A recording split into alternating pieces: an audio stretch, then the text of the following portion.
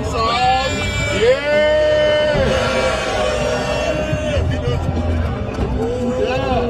บัวพิษวังแข่งขบวนคงเซนกีฬาบ้านเตะภายหลังเอาชนะเจ้าภาพ1-0การแข่งขันกีฬาบ้านเตะในโฮปสิ่งชนะเลิศเป็นการพบกันระหว่างทีมแข่งขบวนพบกับเจ้าภาพนครหลวงเวียงจันทร์ในวันที่24 พฤศจิกายน 2025อยู่ที่สนามกีฬาแห่งชาติหลัก16นครหลวงเวียงจันทร์ภายหลังเสียงหมากหวีดของกรรมการดังขึ้นเริ่มเข้าสู่การแข่งขันนักกีฬาทั้งสองทีมก็ได้สูงพละกำลังเทคนิคและความสามารถของตนเองเข้าในเกมการแข่งขันเพื่อหวังจะยิงประตูของทีมพุ่งกันข้ามขึ้นนำไปก่อนให้ได้แต่ก็บ่ง่ายอย่างดังที่คิด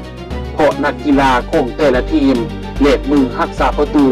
ก็พยายามอย่างสุดขีดในการป้องกันประตูตนเองเช่นกัน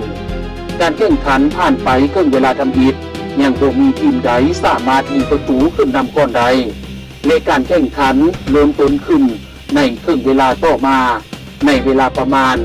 59 นาที20 วินาทีแข่งขบวนสามารถยิงประตูขึ้นนำก่อน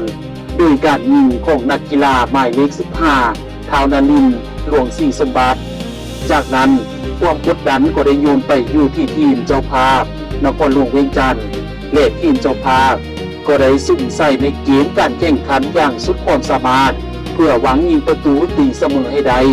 แต่ความพยายามนั้นก็บ่เป็นผลกรรมการตัดสินเป่าหมากหวีดเสียงดังขึ้นเพื่อสุดท้ายหมดเวลาการแข่งขันท่ามกลางเสียงกองเชียร์ฝ่ายแข่งขบวน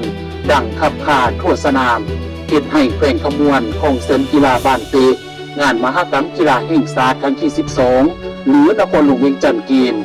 ด้วยการเอาชนะเจ้าภาพนครหลวงเวียงจันทร์1-0ประตู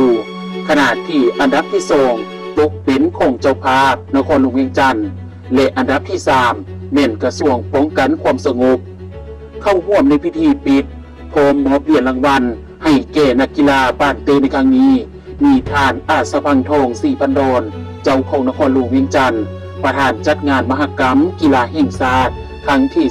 12ท่านทองสลิดมังโนมีรัฐมนตรีกระทรวงศึกษาธิการและกีฬาท่านวันไสพงษ์สวรรค์เจ้าแขวงขมวนมีบรรดาการนำขั้นศูนย์กลางการนำขั้นแขวงคณะนำคู่ฝึกนักกีฬาพร้อมด้วยมวลชนเข้าร่วมอย่างคึกคืนยกเหรียญ1 2